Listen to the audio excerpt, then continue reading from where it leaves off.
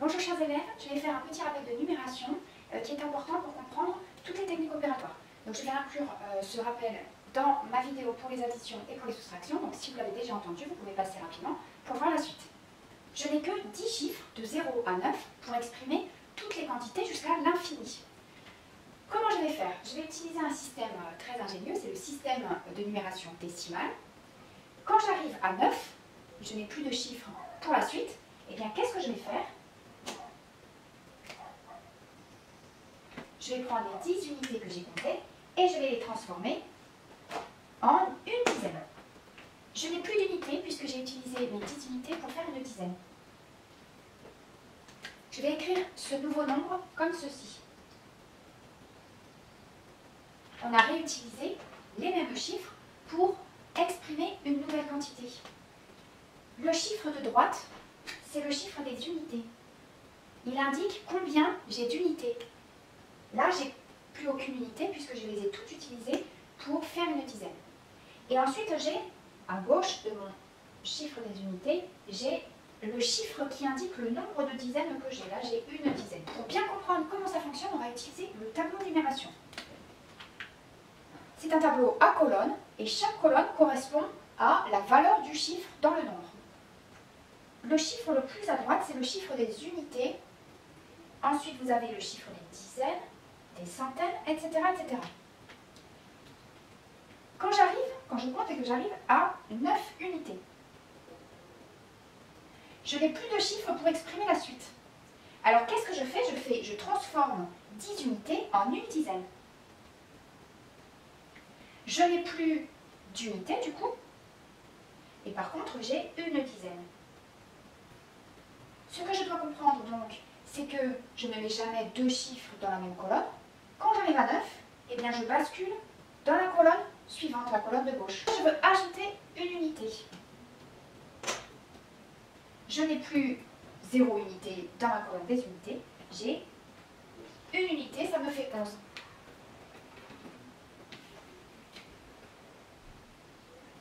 Dans ce nombre-là, 11, eh bien, j'ai une unité et une dizaine. Je vais avoir le même problème avec mes dizaines. Quand j'arrive à 9 dizaines, qu'est-ce que je fais? Je vais transformer 10 dizaines en une centaine. Je vais donc avoir une centaine. Et les 10 dizaines que j'avais, je ne les ai plus puisqu'elles ont basculé dans les centaines. J'ai donc 0 dans la colonne des dizaines. Maintenant, si j'ajoute une dizaine, eh bien j'aurai 1 dans la colonne des dizaines. En tout, j'aurai 111 unités. Et vous voyez que, en fonction de sa position dans le nombre, le chiffre ne va pas avoir la même valeur. Là, j'ai 3 1, mais ce 1 représente une unité, celui-ci une dizaine, et celui-ci une centaine. Voilà comment, grâce au système de numération décimale, avec 10 chiffres, je peux représenter n'importe quelle quantité. Je suis censée vous montrer la technique de l'addition en colonne, mais on n'est pas obligé de poser l'addition en colonne, on peut très bien la faire en ligne. Je vais vous le montrer avec le matériel de numération, ce sera très facile. J'ai 54. 54, c'est 5 dizaines et 4 unités. Et 35, 3 dizaines et 5 unités. Ce qui est important, c'est de ne pas mélanger unités, dizaines, centaines, etc. Donc, je dois additionner les unités avec les unités, les dizaines avec les dizaines, les centaines avec les centaines, etc. Je vais donc additionner les unités ensemble. Là, j'ai 4 plus 5, ça me fait 9 unités. Et je vais additionner les dizaines ensemble. J'ai 5 plus 3 unités, ça me fait 8 unités. Attention à la place de chacun des chiffres. Vous voyez que j'ai mis le 9 à droite, c'est le chiffre des unités. Et donc, à sa gauche, j'ai le chiffre des dizaines. Alors, si je peux faire mon addition en ligne, pourquoi m'embêter à poser mon addition en colonne? Eh bien, l'addition en colonne, elle a une utilité dans certains cas. Elle a la même organisation qu'un tableau de numération. Donc, on va aligner les unités sous les unités, les dizaines sous les dizaines, les centaines sous les centaines. Donc, elle va nous permettre de faire des additions avec plusieurs nombres, par exemple, sans nous tromper en posant les chiffres. Ici, je place mes nombres, d'abord les unités, pour les avoir toutes à droite.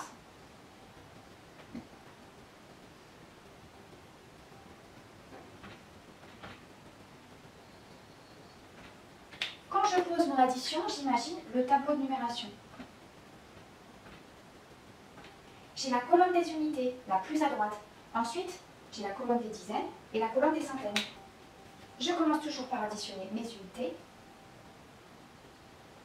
puis les dizaines, puis les centaines, et là, elle est toute seule. Voilà pour l'addition posée. Maintenant, on va voir quand c'est un peu plus compliqué, c'est-à-dire avec une retenue. Regardez comment j'ai placé le matériel dans mon tableau de numération. J'ai mis 54, 5 dizaines et 4 unités, et 37, 3 dizaines et 7 unités. Et je vais commencer par additionner les unités. J'ai donc 7 plus 4 unités, ce qui fait 11 unités. Je ne peux pas garder ces 11 unités dans ma colonne des unités. Je vais donc prendre 10 unités, et avec ces 10 unités, je vais fabriquer une dizaine. Donc je transforme 10 unités en une dizaine que je vais faire passer dans ma colonne des dizaines. Hop. Ces 10 unités, elles n'y sont plus du coup. Elles sont passées dans les dizaines. Et il ne me reste qu'une unité. Ce que je viens de faire dans mon tableau de numération, qu'est-ce que ça donne dans mon addition en colonne? Eh bien, j'ai additionné les unités, j'ai 11 unités, j'en garde une dans mon résultat, et les 10 autres unités, je les transforme en une dizaine, que je vais mettre dans ma colonne des dizaines, c'est ma retenue. Je vais maintenant additionner mes dizaines, j'ai 5 dizaines plus 3 dizaines, et j'ajoute la retenue. Ce qui me fait 9 dizaines. Voilà pour l'addition avec retenue. On va faire la même chose avec plusieurs retenues. Je vais additionner 156 et 164. Je vais bien aligner mes unités avec mes unités, mes dizaines avec mes dizaines, mes centaines avec mes centaines. Dans le tableau de numération, j'ai mis les mêmes nombres. J'ai 156 et 164. Je vais commencer par additionner mes unités. Je vais mettre 6 plus 4, ça fait 10. Je ne peux pas garder 10 dans ma colonne des unités. Je vais donc prendre 10 unités que je peux transformer en une dizaine. Je n'aurai donc plus d'unités, puisque j'ai tout utilisé pour transformer en une dizaine. Ce que je viens de faire dans le tableau de numération, qu'est-ce que ça donne dans mon addition en colonne? Je vais faire donc 6 plus 4, ça fait 10. Ces 10 unités, je vais les transformer en une dizaine, que je vais mettre avec les dizaines, donc c'est ma retenue, et donc il ne me reste plus rien. Dans les unités, je vais mettre 0 au résultat. J'ai en fait mon 10 qui est écrit avec le 0 dans les unités et le 1 de la dizaine dans les dizaines. Je vais maintenant additionner mes dizaines. J'ai 6 dizaines plus 5 dizaines, ça fait 11 dizaines, plus ma retenue, 12 dizaines, que je ne peux pas garder dans ma colonne des dizaines. Alors qu'est-ce que je vais faire? Je vais mettre ensemble 10 dizaines, et je vais les transformer en une centaine. Il ne me reste plus que 2 dizaines dans ma colonne des dizaines. Dans mon addition en colonne, qu'est-ce que ça donne? J'ai additionné 6 plus 5, ça fait 11, plus ma retenue, que je barre du coup, ça fait 12. J'ai 2 dizaines qui restent dans ma colonne des dizaines, et les 10 autres dizaines, je les transforme en une centaine, que je mets dans ma colonne des centaines, c'est une retenue. Je vais maintenant additionner mes centaines. 2 centaines plus ma retenue, ça fait 3 centaines. Voilà le résultat de mon addition 320. J'ai fini avec les additions. Je vous remercie et à bientôt.